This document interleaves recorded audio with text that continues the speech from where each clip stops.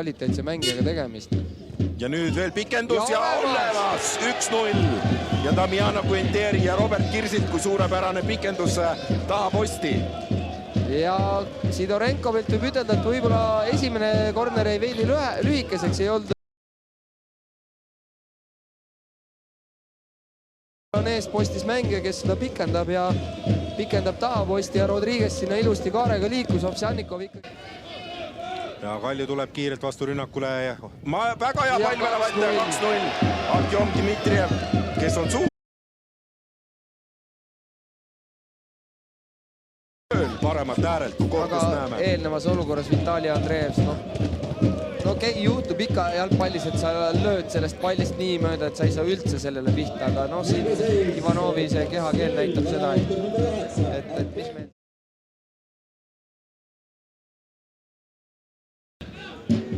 Listman vasakuga keerab.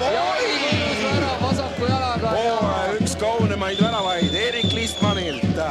Mulluga üks värav ja nüüd siis vasakuga ristnurka. No ise ka on kergelt üllatunud, eks see teab, et see vasak...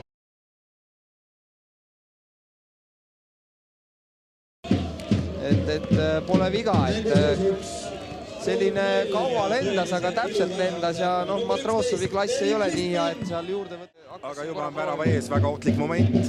Ja kas saab Kalju siit veel ühe värava ja tulemas?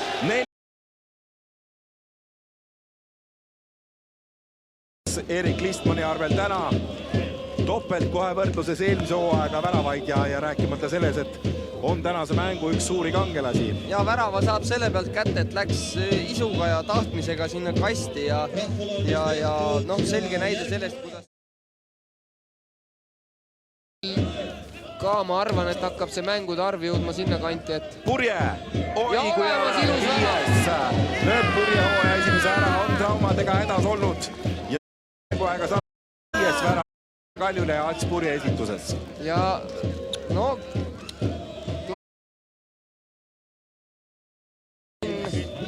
jooksid siin kunstmuru vahel peidus Dmitrijeviga. Rodriguez on ikka siin täitsa rajalt. Emelo sai nüüd palli. Ja eemalt ja tuleb väga hea pall väravat ja on teine värav. Suurenevana senderust Armo Neemelot. Lõi päris hästi ka, et see on selline,